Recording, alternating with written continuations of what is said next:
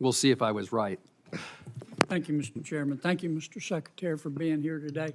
Mr. Secretary, I think I'm like most Americans. I agree with some of the things that you and the White House have done on tariffs, disagree with others. It's clear to me that the President listens to your advice about tariffs, so I want to spend my precious time trying to understand how you think. If Vietnam, for example, came to you tomorrow and said, okay, Mr. Secretary, you win. We're going to remove all tariffs and all trade barriers. Would the United States please do the same? Would you accept that deal? Absolutely not. Okay. Absolutely not. That would be the silliest thing we could do. Why is that? Vietnam has a $125 billion exports to us and imports from us $12.5 million. And you're thinking, Vietnam exports $125 billion? I'm aware of the figures, but tell me where do they get it from? They buy $90 billion from China, then they mark it up and send it to us. So they're just a pathway of China to us. You wouldn't accept that deal? No, it's a terrible deal. We're the one with money. We're the one with the store. Of course they want us to take down. What's the purpose of reciprocity then?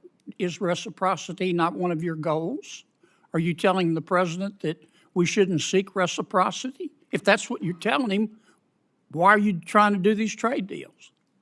What do we want? We want to encourage Vietnam to produce products they're great at producing. But I want to get back to reciprocity. You just said you don't believe in it. You don't accept reciprocity as a goal. What are you negotiating in these trade deals? Why would we open our bank account and their bank account when ours is 10 times bigger? Why are you negotiating trade deals? You're trying to get other countries to lower their tariffs and trade barriers in return for us lowering ours.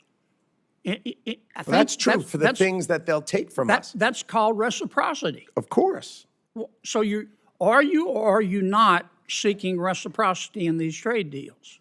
We are absolutely seeking reciprocity with respect to things that can be reciprocal. But you just said but when they're importing from China and sending it to us, they're not. You just said that if a country came to you and offered you the ultimate reciprocity, no tariffs, no trade barriers, in return for us doing the same, you would reject that. Of course, because they buy from China and send it to us. Don't you agree with me? Suppose they said we won't buy from China. Now we're talking. If it was Vietnam, would you accept that deal? We would consider it. For what things? For what products? Would you want to change? Well, there are certain products we want to reshore. We don't want other people making them. We want to make pharmaceuticals here. Right. We need to protect ourselves for certain things. Let me ask you this, because I'm going to run out of time. Our trade deficits, are you advising the President that trade deficits are always bad in every situation? No. Okay. When are trade deficits good? Trade deficits, for instance, let's say there was a company that had the cure for cancer. Let's call it Cancer Cure. And we were buying it and it was located in another country. We would obviously have a trade deficit with them because they have the only one of it. An example, our technology companies, our great technology companies, we're the only ones with it. So a trade deficit is okay if they're products we really need. If they're the only ones with it and we can't do it, then of course it's fine. But if we can do it, then we darn well better think about whether we're supposed to do it and whether we want to do it and if it's in our interest as a country to do it. Here's what I'm getting at. I've heard you say that strike that. I want to go. Today's hearing offered a sharp exchange over U.S. trade policy, tariffs, and the broader question of reciprocity in global trade.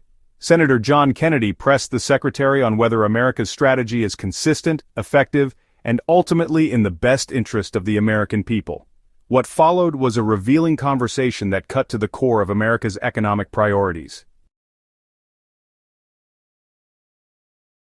Senator Kennedy began with a pointed scenario.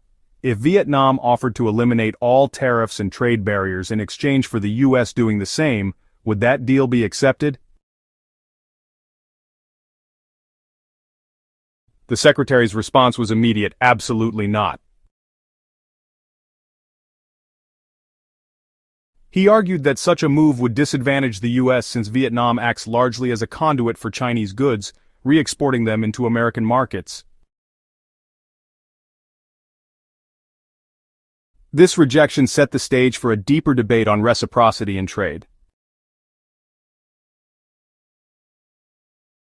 The senator pressed further, if reciprocity is not the goal, what exactly are these trade deals trying to achieve?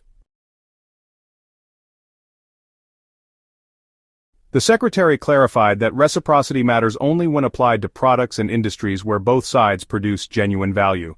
For Vietnam, he argued, simply dropping tariffs would not suffice if their supply chain relies heavily on China. Kennedy pushed back, noting the contradiction, but the secretary held firm that reciprocity must be selective, not absolute. The exchange then shifted to a larger economic question. Are trade deficits always harmful? I'm running out of time. I want to come back to another subject. Tell me your understanding of the Trade Expansion Act. I don't have a really good understanding of the term. I may know the act, but I may not know its title. You're not familiar with the Trade Expansion Act of 1962 that gives the president almost unlimited authority to impose tariffs so long as you conduct an investigation? You don't know about that? Oh, my 232s, of course I do. Okay. Sorry, I just didn't know the title of the plan, Yeah. but of course I know. Why didn't you advise the White House instead of proceeding under other statutes? Why didn't you advise the White House to proceed under the Trade Expansion Act?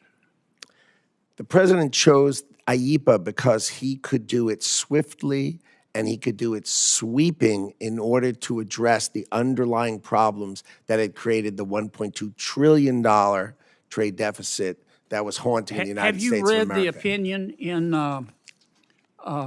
VOS selections, VUS? I have. What role does the major questions doctrine play in that decision?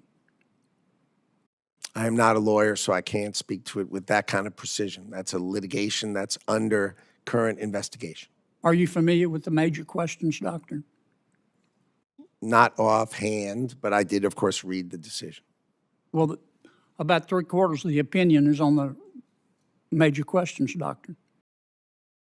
For Americans watching, the question remains, how should the U.S. balance fairness, strength, and strategy in global trade? If you enjoyed this breakdown, don't forget to like, comment, and hit the subscriber button for more Political Showdown. Thanks for watching. See you in the next one.